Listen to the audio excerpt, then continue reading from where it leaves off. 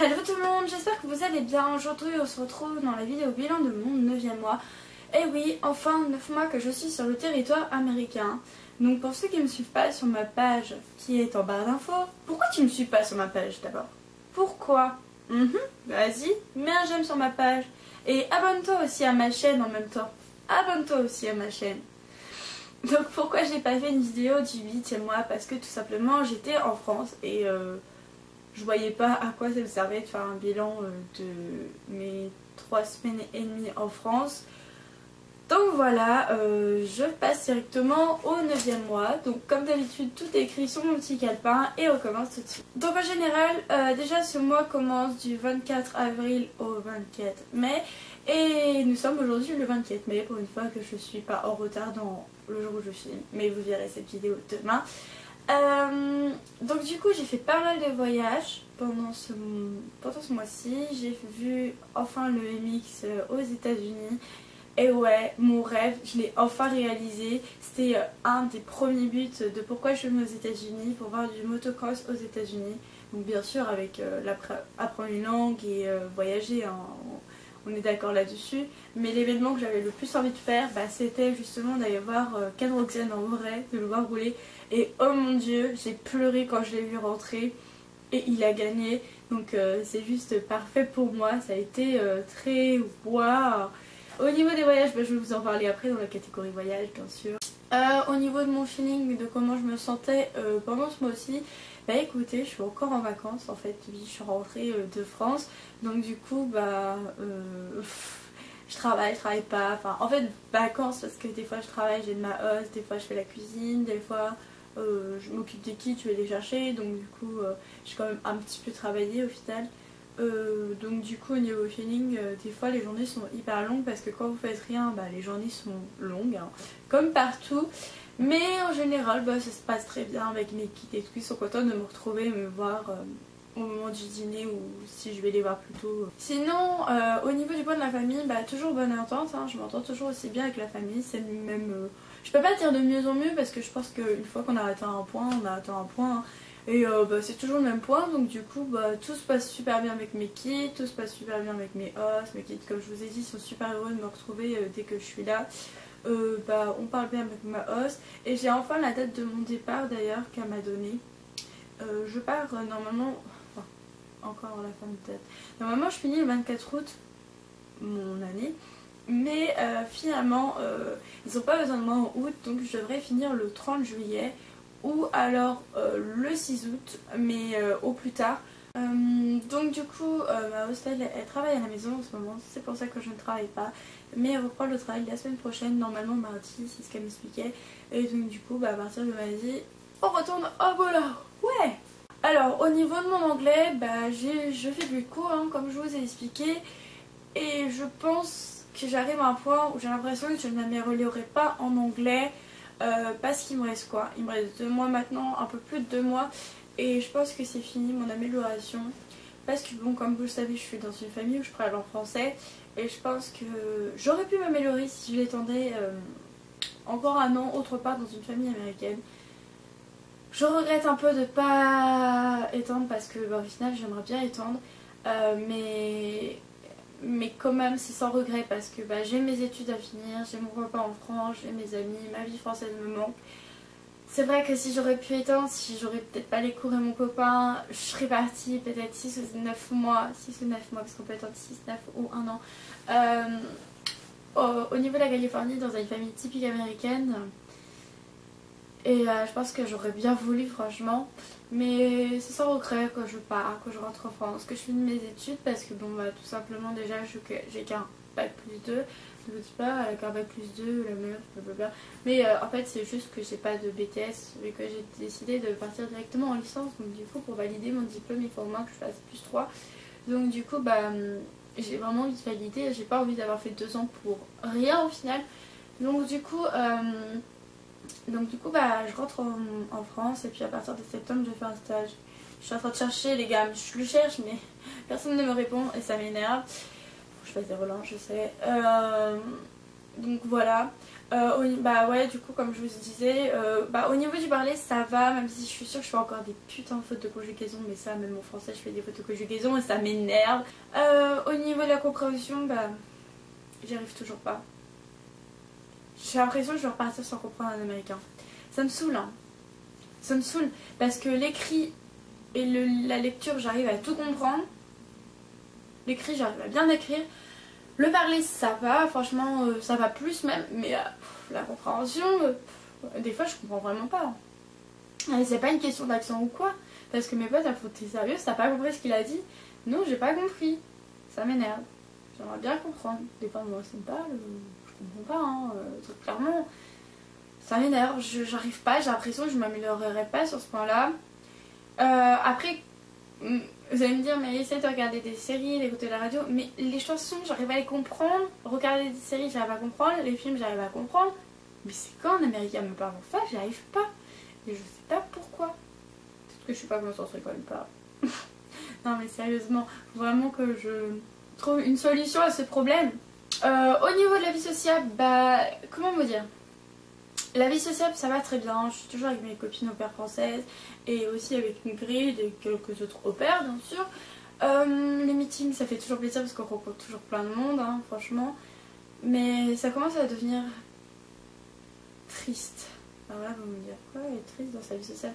Parce que par exemple, ce week-end, j'ai fait un brunch de départ pour une copine et elle va rentrer en France là. Et c'est bizarre de me dire que ma soso, elle sera plus là et depuis que j'ai pu la revoir, ça fait un vide, ça fait lourd. Et là bientôt il y a Adrien qui parle le mois prochain, donc ça va me faire trop bizarre aussi. J'ai pas mal d'amis qui vont partir entre là maintenant et le jour où je vais partir. Donc du coup ça me pèse, ça fait lourd et tout. Et même te dire que tu vas abandonner tes copines qui sont ici, parce que je les kiffe moi, mes amis ici. Franchement je les kiffe à mort. On a les mêmes points en commun, on s'entend trop bien et tout, on aime la même chose. Et du coup ça fait bizarre. On sait qu'on va se revoir en France, mais on sait très bien qu'on se reverra pas autant que ce qu'on se voit ici. Donc c'est pesant, c'est lourd et ça fait bizarre. Vraiment ça fait bizarre.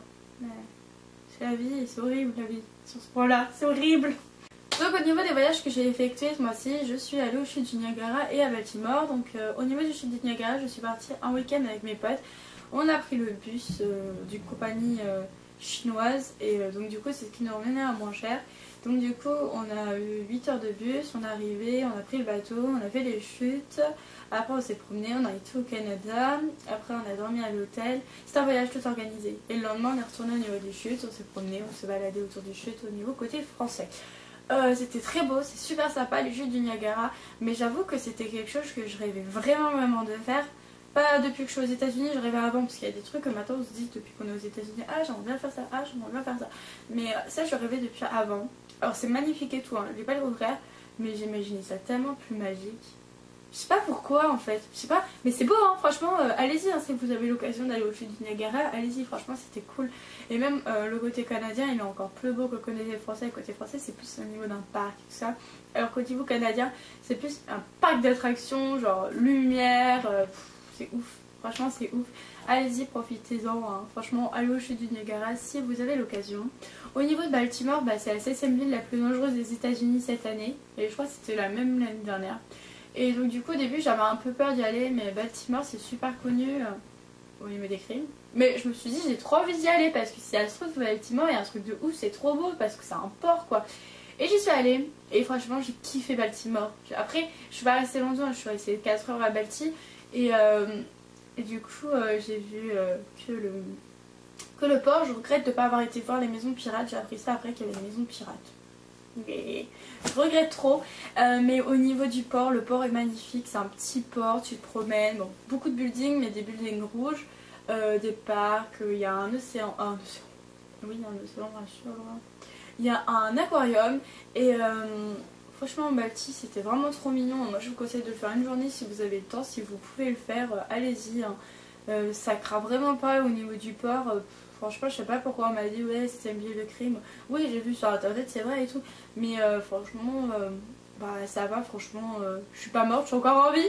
Au niveau de mes projets futurs, du coup, je vais partir le 11 et 12 ou le 12 et 13. Enfin, le week-end quoi, du quelque chose au mois de juin avec ma Juju. On part à Atlantic City. Pour ceux qui ont compris pourquoi j'ai fait ça, c'est parce qu'Atlantic City c'est le deuxième Las Vegas, c'est l'endroit où il y a tous les casinos au bord de la mer, les soirées et tout et tout. Donc du coup on part 2 jours avec ma Juju faire Atlantic City. Ça va être cool, ça va être sympa, mais malheureusement je crois que ça va être mon dernier voyage. Mon dernier voyage, et ça me déprime, mais vous pouvez pas savoir, puissance 10 000, ça me déprime. Parce que bah toute bonne chose a toute fin. Et vous allez me dire, mais est-ce que tu as réussi à faire tous les voyages que tu voulais? Bah pas vraiment en fait, parce que j'aurais bien voulu faire Miami et ça je l'aurais pas fait. J'aurais bien voulu faire Chicago, mais ça je l'ai pas fait. Et j'aurais bien fait Atlanta et ça je l'ai pas fait non plus. Bah bien sûr j'ai fait d'autres trucs que je voulais faire et que j'ai fait, hein, mais c'est triste, je sais pas comment vous dire, je sais pas si vous comprenez.